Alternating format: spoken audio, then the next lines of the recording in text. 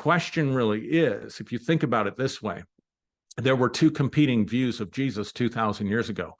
One was that he came to lord over you. He came as the exception. He came as God manifested in the flesh, completely other than humanity, and you have to believe in him in order to have salvation.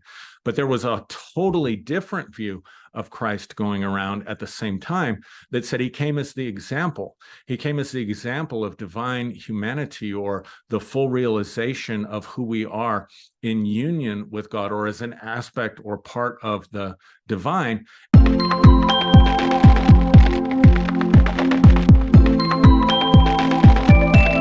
Hi, I'm Aaron Tomlinson. Welcome back to Conscious Spirituality. And in this video, I'm going to talk about the secret teachings of the Gnostics and why the church hasn't wanted you to know about it or doesn't want you to know about it. Now, I assume by now, if you're watching this channel, that you're familiar with what's called the Gnostic Gospels. It's a set of books that was not included in the Bible. It's not like it was removed from the Bible, because the Bible didn't exist yet. People sometimes say the Gnostic writings were writings that were removed from the Bible, as though the Bible was a pre-existing book that had these writings in them, and the church went in and edited or took them out. That's not exactly how it happened. But what did happen, and what I think is important for us to understand, is that during the time that Christianity was in its beginnings, there was no unified view or consolidated view about who Jesus was or even why he came.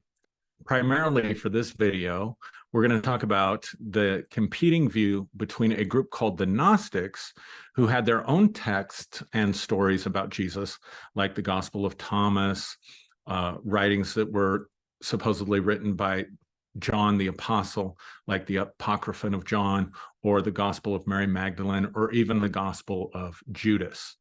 But there is one key difference between the Orthodox Gospels that we ended up with, or Matthew, Mark, Luke, and John, that made it into our Bibles, and the Gnostic Gospels that were not included. Again, not removed, just not concluded. It's been said that the history books are written by the victors. They're written by the winners. They're written from their point of view. And it would be very accurate to say that the books that went into the Bible, specifically the Gospels that went into the Bible, were chosen by the winners, or chosen by the view that was competing with the Gnostic view, and that was what came to be known as the Orthodox view, or the Catholic view, or the view that ended up in our Bibles, that ended up in all of our Christian denominations, some 30,000 of them. But why? Why were those Gospels included, and the Gnostic Gospels, why were they omitted or not put in?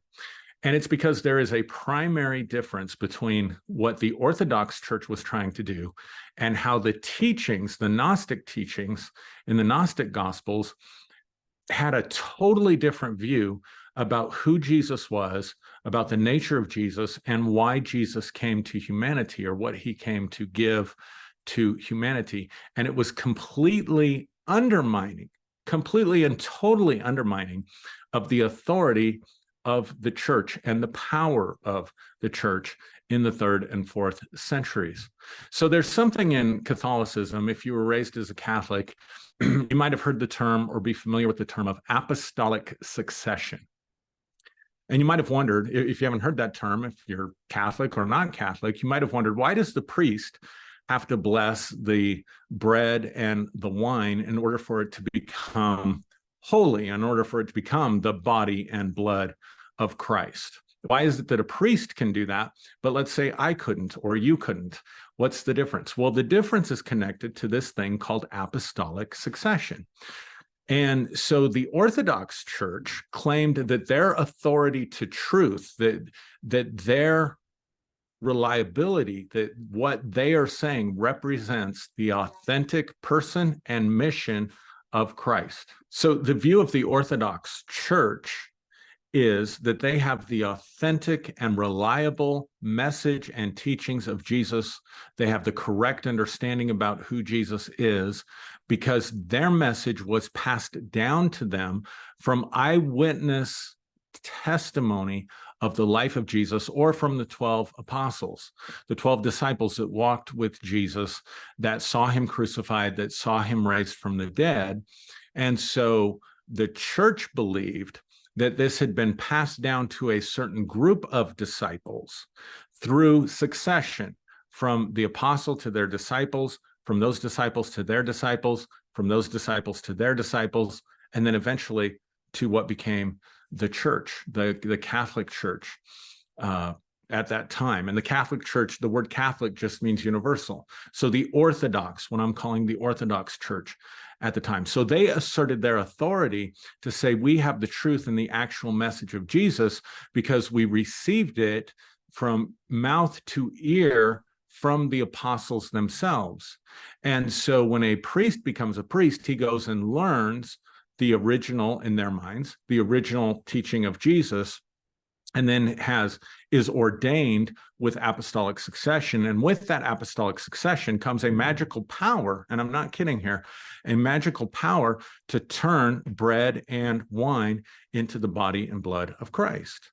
And so that's the point, right? So any scriptures that would support, any gospels, any books that would support their belief in apostolic authority and apostolic succession and strengthen the authority of the church were included in the Bible. So what about these Gnostic gospels? What about the Gospel of Thomas or the Gospel of Mary Magdalene, or maybe even other gospels that we don't have? You see, the vision of the Gnostics was that you come into knowledge and revelation by personal experience. The word Gnostic comes from a Greek word gnosis that means to know by personal experience.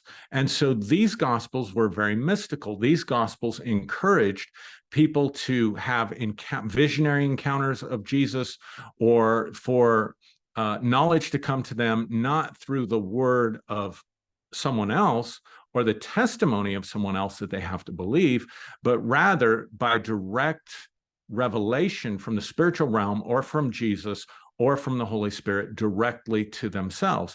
And so the Gnostics were very self-empowering.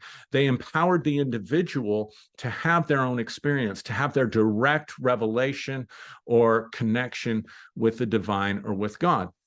Now, what's interesting is the Gnostics were also about, in their culture, equality. So, for example, they empowered women to have ministry or have voice in the church, whereas the Orthodox Church did not empower women, and in fact did not empower anyone to know the truth except the priests who had apostolic succession. So you can see how the Gnostic teaching about self-empowerment and self-realization and personal experience flies in direct contradiction to the authority of the church. Because if your revelation that you know by direct revelation is more authentic or powerful than what the authority is telling you to do, or what the authority is telling you to believe, then by its very nature, it's a threat to that authority. So they had to wipe out any of those teachings. And we still see some of these same things today. We still see church structures where people are the guru, where that's more of a New Age term, I guess, but where the person has their direct experience, or they've received it by word of mouth, or they've received it by channeling or whatever, but they're the authority on the subject.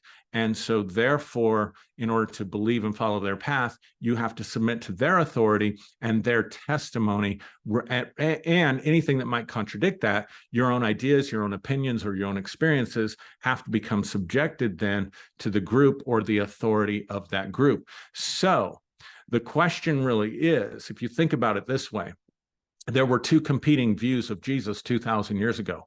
One was that he came to lord over you. He came as the exception He came as God manifested in the flesh, completely other than humanity, and you have to believe in him in order to have salvation.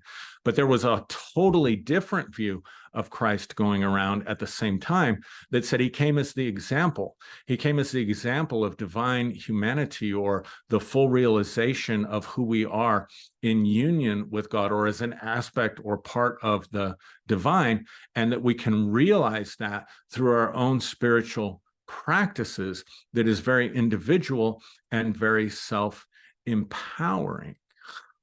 Now the question becomes, so in the Orthodox view, Jesus comes as the exception.